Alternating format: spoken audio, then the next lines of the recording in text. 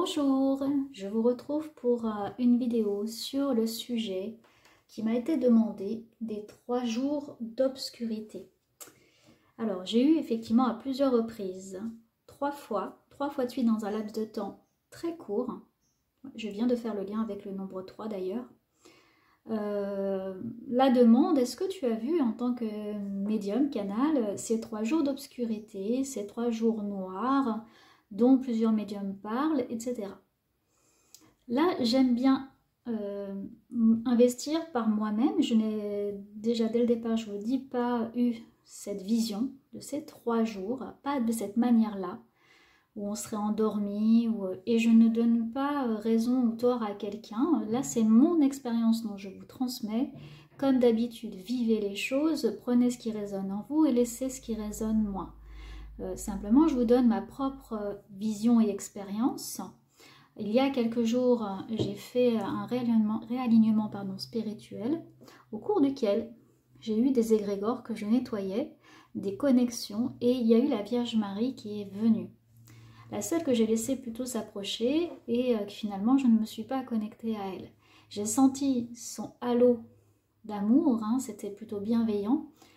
Mais j'ai volontairement voulu me connecter directement à mon moi, et à un endroit où je suis arrivée, il n'y avait que de la lumière, il n'y avait pas de personnage, il n'y avait rien en fait, c'était comme arriver à un endroit, comme un dôme en fait, en haut d'un étage, je ne sais pas comment vraiment vous l'expliquer, mais tout était lumineux en fait, il n'y avait rien, et en même temps il y avait tout. Et il y avait cette énergie positive et il n'y avait pas cet égrégore. Et alors j'ai ma minette qui ouvre la porte. Ça a été effectivement comme ouvrir la porte sur mon intérieur. Et j'ai voulu aller voir là, avec ces synchronicités de 3 fois cette question. Qu'est-ce qu'il en était? L'information déjà directe que j'ai eue, c'est qu'effectivement c'est déjà une connexion avec la chrétienté, avec ces 3 jours qui sont parlés au niveau en fait d'un dogme plutôt religieux et ésotérique. Ces 3 jours sont qui seraient référence en fait à la Renaissance, puisque le Christ aurait ressuscité après 3 jours, donc après sa mort. Je suis allée vérifier aussi de cet élément, ayant eu cette information, est-ce qu'effectivement il y a eu ça dans la Bible? Donc oui. Oui, on le note dans la Bible, et c'est pour ça que suivant où on est branché, on peut avoir cette information d'égrégore et cette information... Alors là, je ris parce qu'en fait, ça fait 3 fois aussi. 3 fois que je suis bloquée pour faire cette vidéo. J'ai eu d'abord ma fille, puis j'ai d'abord eu mon fils, et là j'ai d'abord la minette qui est là en train de manger et faire du bruit. Donc je vais tenir, je suis désolée, je vous présente mes excuses pour le bruit. Mais je pense que c'est une façon de venir illustrer aussi ces 3 jours, ces 3, ce nombre 3, qu'est-ce qu'il représente comme la Trinité. J'entends le corps, l'âme et l'esprit. Le 3 est sortir en fait de ce triangle infernal. En fait, ces 3 jours dont on peut parler, là j'entends directement qu'en fait c'est sortir de cette...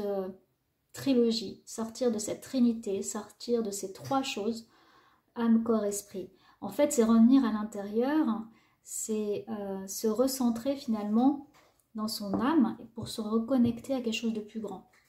Il faut que je l'explique un petit peu. Alors, déjà, je vais tirer les cartes au niveau du tarot, puisque le tarot est également connecté à l'archétype. Il va me permettre de vous illustrer aussi ce que j'entends et ce que je peux voir par rapport à ces 3 jours. Il y a encore une notion de temps. En jour, le jour suivant les plans n'a pas la même puissance, n'a pas la même énergie. Ça peut être des années, c'est-à-dire sur un autre plan ça va être 3 jours. Chez nous, c'est sur Terre, dans le matériel, ça va être 3 ans peut-être. Et on a déjà commencé en 2020, c'est ce que j'entends, et ça peut être jusqu'à 2023, et c'est tout ce qu'on peut sentir au niveau de ces montées vibratoires. Chacun va vivre un peu comme la nuit noire de l'âme, une vibration différente, une transformation interne, qui va nous demander d'aller travailler sur notre dualité, sur nos peurs, sur nos angoisses, sur nos désirs, sur notre détachement au matériel, sur qui nous sommes. Aller faire ce cheminement intérieur, comme par exemple l'ermite qui va dans sa grotte interne. Les vidéos que j'ai pu faire dernièrement vous en parlent de plus en plus avec ces roues de fortune, ce changement. Ça fait partie de cette reliance à ces 3 jours qui sont, comme je disais, plutôt 3 années.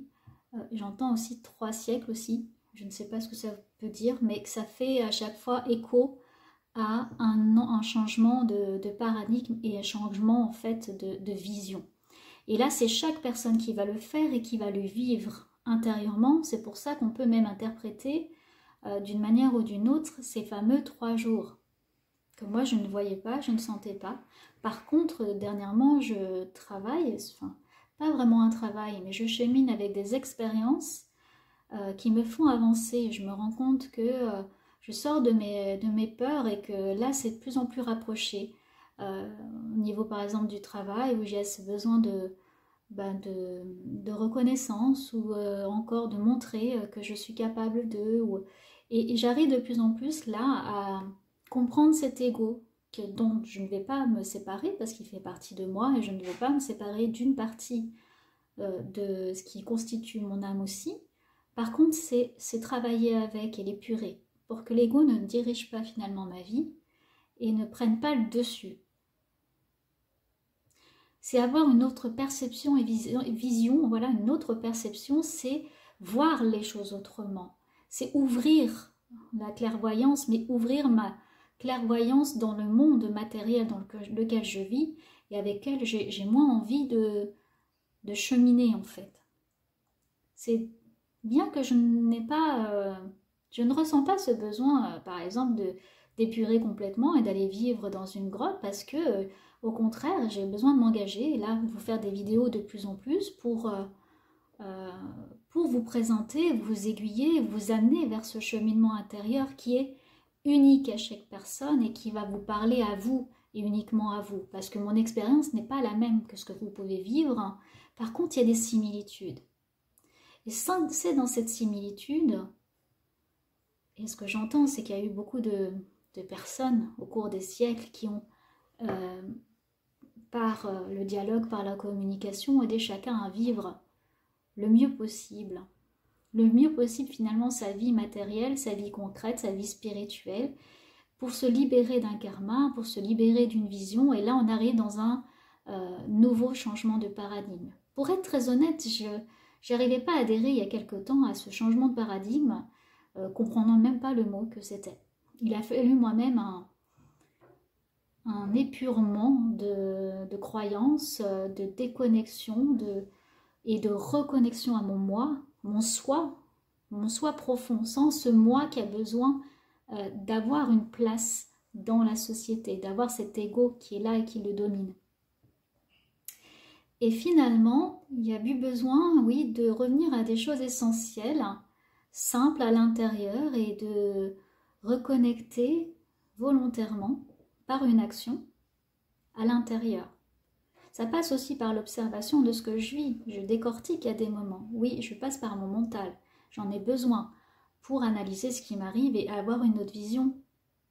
Mon entourage vit des choses aussi. Et comme c'est systémique, et même je parle d'amis, voilà, comme il arrive des choses, en fait, je sais que ça émane de moi quand j'ai besoin d'avoir des réponses. Eh bien, quand c'est les autres, c'est beaucoup plus facile, entre guillemets, parce qu'il n'y a pas ce mental. Je ne suis pas imprégnée de choses concrètes qui peuvent être lourdes parfois, mais par contre j'en prends conscience que ça me concerne aussi, et c'est en accompagnant la personne que je libère et je me libère, je la libère et je me libère aussi. Okay. Alors le tarot, qu'est-ce qu'il va nous dire déjà en premier message? Chacun a sa propre boussole. Et qu'en fait, on est beaucoup dans le jugement. On se juge beaucoup. Et la façon dont on communique avec ses pensées, avec son âme, avec l'univers, avec plein de choses, peu importe le mot qu'on met aussi derrière toutes ces croyances, elles ont un sens. Allez, la première carte, c'est le lâcher prise, être et le soleil. Ce que j'entends par rapport à ça, alors le soleil il est inversé, mais le soleil c'est une très belle carte qui brille de toute façon. Le soleil nous apporte des réponses, c'est lumineux. Et là c'est que les événements, je vais quand même le mettre dans ce sens-là, quoi qu'il y a deux parties. Ce que j'entends c'est qu'il y a une partie, c'est les événements qu'on vit à un moment donné, c'est plus on s'y accroche, plus on reste dans nos peurs, plus on reste, comme je vous le disais au départ, dans cette dualité et dans cette force intérieure qui dit « moi je veux exister, je veux laisser ma place, je veux qu'on me reconnaisse, je veux », on n'est plus dans l'être. Et on n'est plus dans la confiance, en fait on est à l'extérieur. Et là les événements, ils nous ramènent vers nous. Là ils nous ramènent directement vers notre centre. Et ils nous ramènent à notre être qui nous demande d'être et d'agir vers l'extérieur.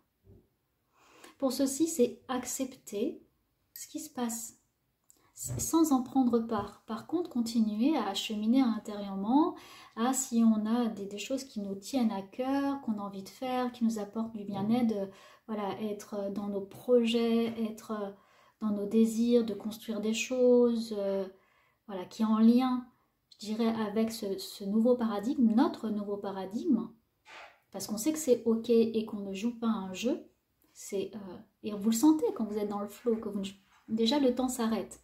Déjà, on ne fait pas rentrer le mental et toutes ces pensées négatives.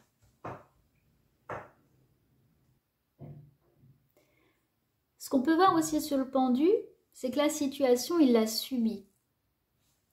Ce pendu, il subit la situation. Peut-être que ça va vous parler.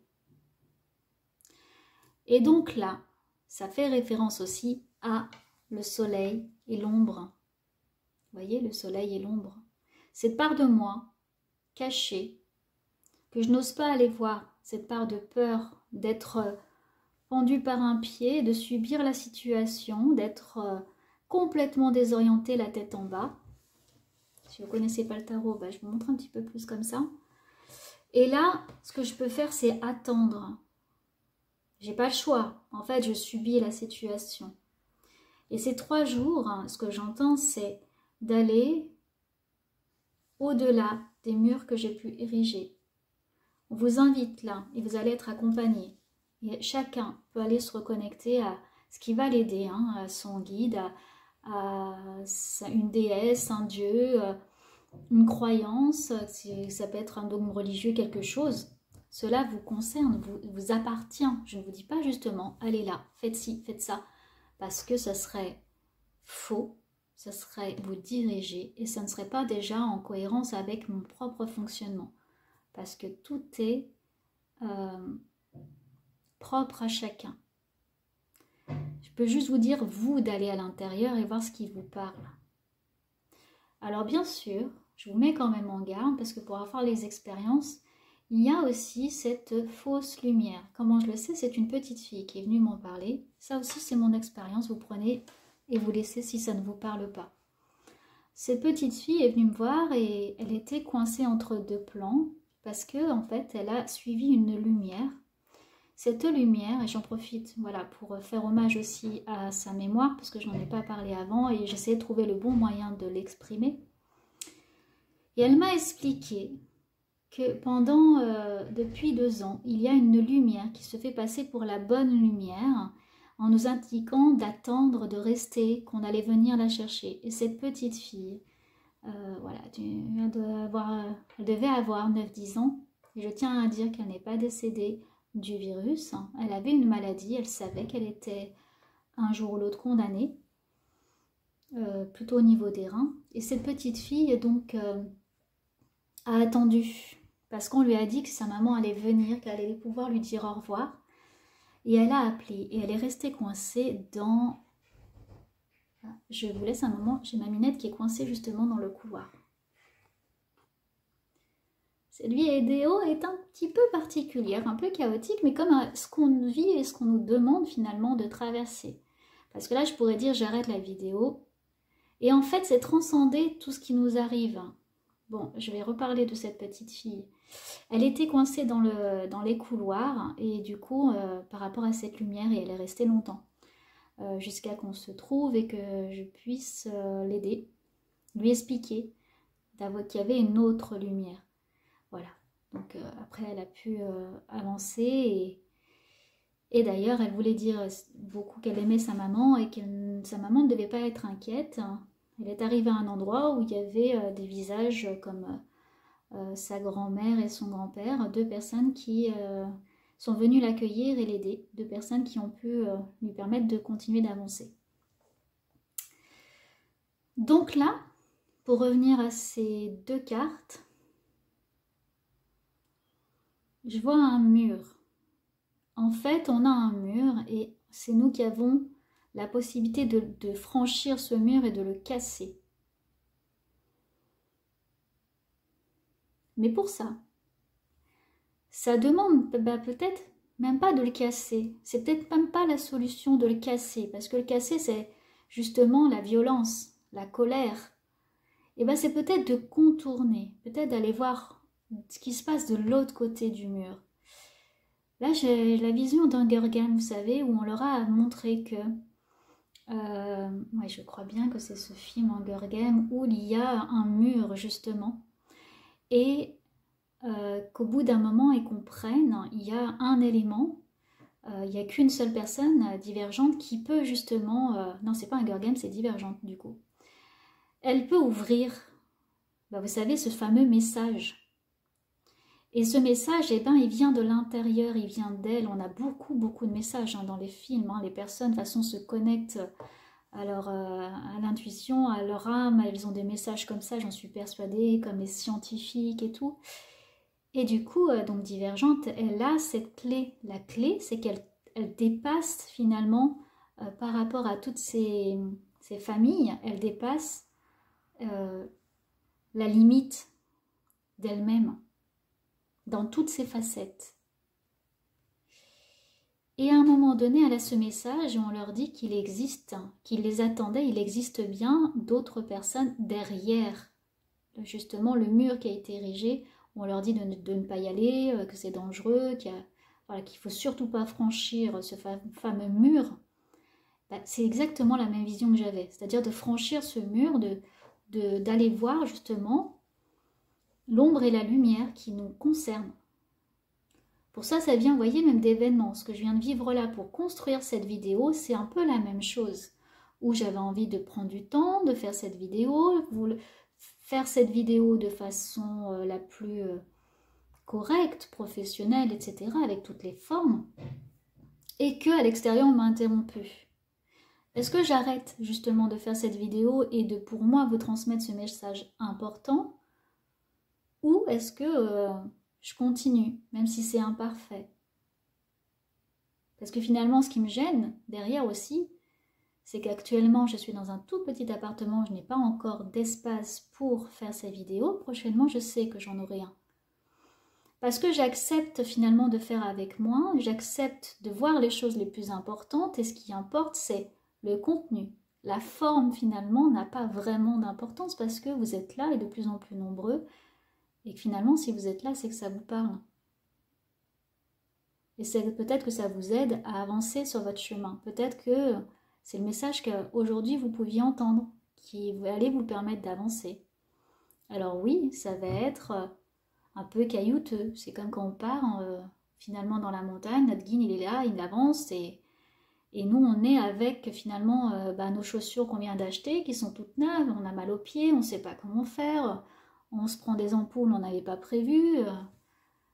Puis bon, à la montagne, l'air il est différent. L'air, si on n'est pas habitué, si on n'a pas ce coaching, si on ne s'est pas préparé physiquement, on peut manquer d'air, on peut se sentir fatigué, on peut baisser les bras finalement.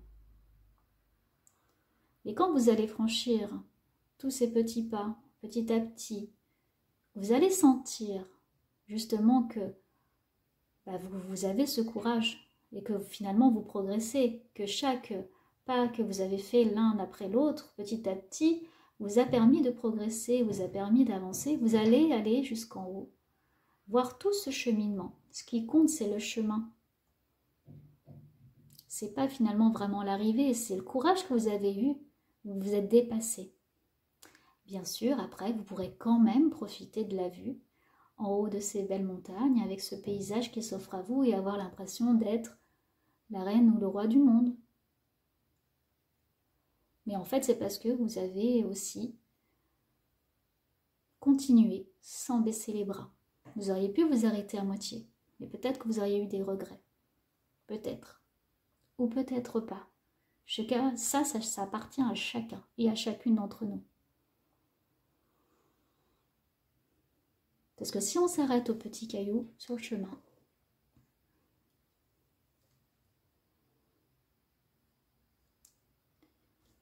ça fait partie de notre karma. C'est ça le karma. Par contre, sachez que même les âmes qui sont désincarnées, elles continuent d'avancer. Donc même à ce moment-là, quand vous travaillez sur vos liens transgénérationnels de libération, vous vous aidez aussi vos ancêtres à se libérer. Mais vous-même, si vous restez avec des cailloux dans la chaussure, ces cailloux, ils vont faire partie de votre karma. Alors, rassurez-vous, il est possible de libérer. Aujourd'hui, les énergies sont tellement particulières qu'il est possible de lâcher. Et on le sent dans le corps quand on le fait. On sent justement ce changement de paradigme, on sent ce changement de vibration et on le sent dans le corps physique, mental. En fait, on le sent dans tous nos corps, émotionnels, subtils, voilà. Dans tous nos corps, on sent ce changement. Donc là, il y a la possibilité, ça faisait longtemps que ce n'était pas arrivé, de nettoyer. Et oui, il va y avoir des événements, même de la nature, parce qu'elle aussi, elle a besoin de nettoyer. Elle aussi, elle a sa propre vibration. On fait partie du tout. On n'est pas, nous, au-dessus de la nature. Hein, elle fait partie de nous. Et ce que je peux vous dire aussi, c'est que même les animaux, ils en font partie aussi. Et que eux, ils ont cet instinct. Regardez un animal. Il se fie à lui-même. Et si vous croisez plusieurs animaux qui partent dans une autre direction, c'est qu'à mon avis, devant, il y a un danger. Et pour ça, ils sont dans leur instinct primaire, dénoué de « Ah bah attends, peut-être que je vais aller voir, je vais combattre, je vais tenir jusqu'au bout, voilà, je n'écoute pas ce que mon instinct me dit, j'y vais, je continue, je lâche pas prise justement. Voilà, je continue, je persiste parfois dans l'échec. » Là, on est dans la nuit noire de l'âme. La nuit noire, c'est aller au fond du trou, au fond de nous, pour faire émerger la lumière. Mais pour ça, il faut nettoyer la vase. Vous voyez la métaphore, il y a de la vase et ça fait pas du bien, ça sent pas bon. Ouais, ça fait pas plaisir. Oui. Et ça fera pas plaisir à tout le monde que vous le fassiez. Je peux vous dire, quand vous faites un nettoyage avec de vos liens karmiques, énergétiques et tout, eh bien, c'est parfois compliqué, il faut y revenir. Là, j'accompagne quelqu'un pour le faire, et ben, j'ai du mal parce que la personne doit le faire et que pour l'instant aussi, ben, ne sait pas comment. Donc, c'est petit à petit et on revient parce que, eh bien, les liens qui sont là autour, qui viennent vous pomper comme des sangsues, n'ont pas envie que vous coupiez parce que ça les nourrit. Donc, on passe par plusieurs choses, par la conscientisation, on conscientise, par le ressenti au niveau du corps, voilà, on fait un nettoyage, on fait un recentrage, on regarde où est-ce qu'on a mal, on regarde les événements qui nous arrivent, aussi simple que ça, hein. Vous voyez ce qui s'est passé tout à l'heure avec les 3 événements, c'est très simple. Corps, esprit, corps, âme, corps, esprit. Qu'est-ce que j'entends, qu'est-ce que je reçois, qu'est-ce que je vis, voilà, toutes ces choses-là. Et on sort de tout ça. À un moment donné, en fait, on se libère, on se purifie. Alors, on va continuer juste en tirant encore quelques cartes.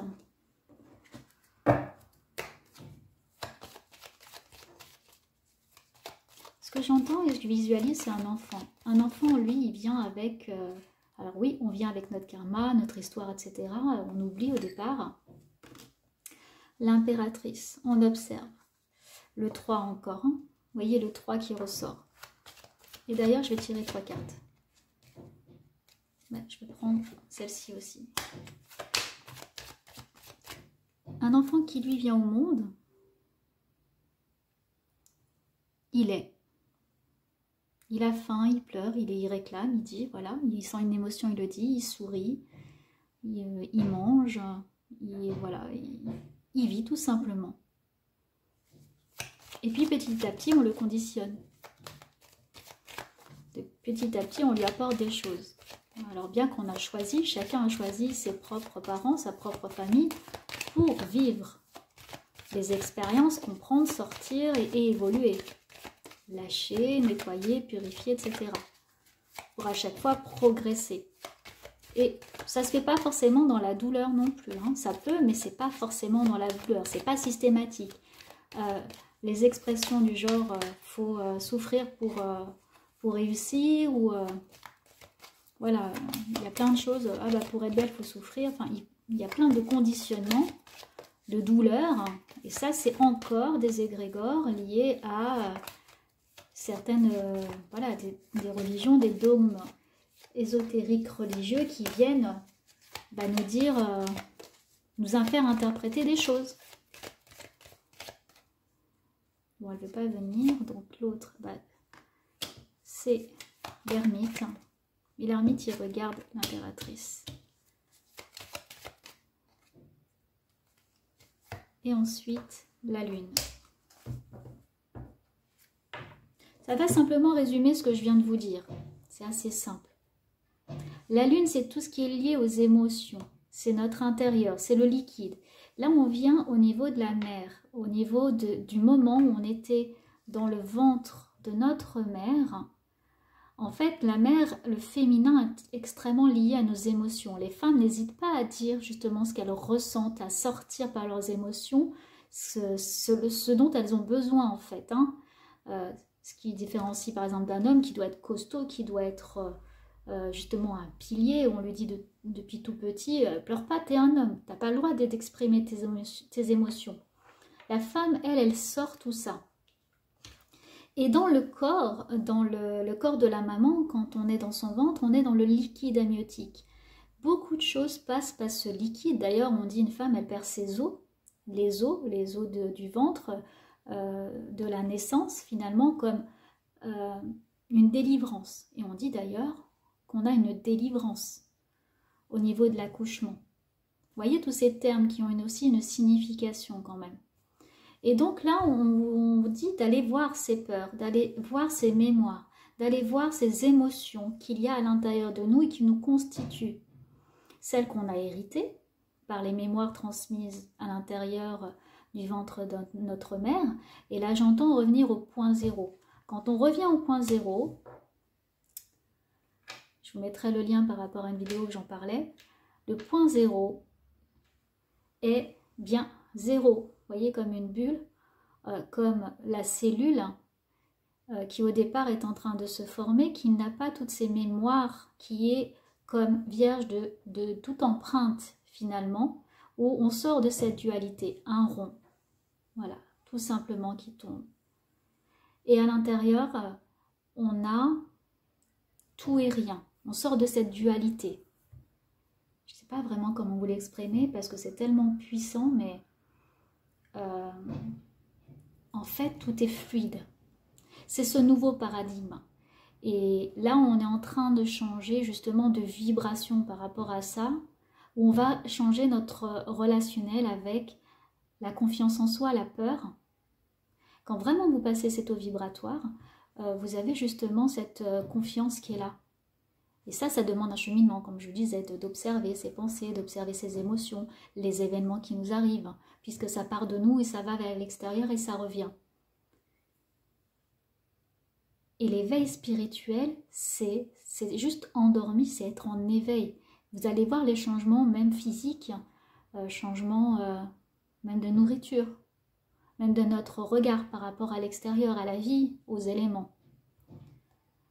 Et donc là, on vous invite à retourner au point zéro. 3. Je reviens sur l'impératrice. L'impératrice, elle est assise, donc elle est statique et elle observe comment elle va pouvoir changer dans le monde réel et là changer dans ses émotions les choses. D'accord ? Elle détient le savoir, elle détient la connaissance qu'elle a eue avant avec la papesse et avant avec le battleur. C'est une femme aux cheveux blancs, donc qui a commencé déjà, qui a vraiment cheminé. Et le trône, c'est celui de la matière, c'est la sienne dans sa vie et dans son corps et dans son âme. Donc les trois choses, 1, 2, 3. On en revient sur le 3 et sur la Trinité, d'accord? Et son lien avec le corps, l'âme et l'esprit. Et tout étant au centre, l'âme étant incarnée ici à peu près au centre, qui sera le point 0, qui là est au niveau de son ventre, donc au niveau des émotions, comme je vous disais, c'est tout lié, au niveau de la mer Terre, de Gaïa, de nous, notre existence dans l'univers, de la Terre ronde aussi, notre existence par rapport à ça, et à l'univers et à toute cette énergie qui est encore plus vaste et en forme plus ou moins ronde aussi. Et pour ça, on a l'ermite. L'ermite, il regarde tout ça, il va à l'intérieur. En fait, on attend comme un sauveur à l'extérieur, on attend des événements qui viennent nous conforter, qui viennent nous apporter la sagesse, qui viennent nous apporter finalement le mode d'emploi. Ce mode d'emploi, il sera uniquement pour chacun de nous. Par contre, on est tous liés les uns aux autres. Si chacun avance à son rythme petit à petit et fait ce cheminement intérieur, ce travail de nettoyage, d'observation, d'évolution dans ses énergies, etc., et qui passe dans ce nouveau paradigme, et passe aussi par un mental, par un changement de comportement et d'action, tout en étant lié, hein, tout ça lié, petit à petit, tout le monde va pouvoir passer, sachant qu'il y en a qui ne voudront pas passer dans ce nouveau paradigme. Donc voilà, moi, ma vision. Voilà, je l'ai expérimenté en même temps que vous, hein. Je n'ai rien préparé comme d'habitude parce que, à part mes expériences que je peux vous communiquer, mais je trouve très intéressant finalement d'avoir fait cette vidéo, comme toujours. Ça m'apporte encore des réponses. Et là, ce bâton de pèlerin, il va justement, il n'est pas planté dans la terre comme il était à l'envers, il est planté vers le haut. Et la dernière chose que j'entends et dont je dois vous parler, c'est qu'effectivement, tout part du centre. Beaucoup de personnes restent dans le mental et dans le spirituel en disant « je me concentre sur mon troisième œil ». Tous les centres énergétiques sont le long de notre colonne, là, tout le long. En fait, on a beaucoup de centres énergétiques, mais je ne pourrais pas parler de tous ces points comme de l'acupuncture, ils sont énormes. Mais en fait, pour pouvoir augmenter vos énergies, il faut que vous alliez le bas et le haut. C'est un équilibre. Si vous avez que votre tête, mais pas le bas, si vous n'êtes pas ancré à la terre aussi, au matériel, en fait, votre taux vibratoire, vous êtes extrêmement perché finalement. Là, comme vous pouvez le voir, même dans mes expériences, je vous transmets mon expérience, je me sers de ce que je vis au quotidien. Je continue de travailler dans une entreprise pour justement être connectée au monde matériel, parce que je suis en plus un élément air, et j'aurais tendance, et j'adore voilà, tout ce qui est musique, tout ce qui est dessin, peinture, me connecter, la médiumnité, et j'aurais tendance à ne plus être connectée avec la réalité. Je suis incarnée, j'ai besoin de vivre cette vie matérielle, cette vie, les pieds dans la terre, et me nourrir de la terre. Et une fois, je peux vous dire que j'ai connecté mes pieds à la terre et à cette énergie, j'ai créé mon tambour chamanique, je me suis connectée aux éléments de la terre, alors ça a été fulgurant. Là, il y a eu énormément de montées vibratoires en moi et les visions étaient plus claires. Enfin voilà, il y a eu beaucoup de choses. Donc, l'ancrage est très important. Et cet ancrage, c'est vivre avec les pieds sur terre, tout en étant connecté à, bien sûr, notre troisième œil, à d'autres dimensions et au subtil. C'est un équilibre. Bon, eh bien, je ne vois pas plus de choses à vous dire par rapport à ces 3 jours qui, vous l'ont compris, est autre chose pour moi. J'espère que cela vous ouvre peut-être une vision différente. Continuez de vivre vos expériences, de changer votre vision, d'avancer pour vous transformer intérieurement et extérieurement. Merci de m'avoir suivi. N'hésitez pas, eh bien, si cela vous a plu, à vous abonner, à liker également la vidéo. Ça permet de faire remonter l'audience aussi. Et puis, je vous retrouve très bientôt pour un autre sujet. À très vite!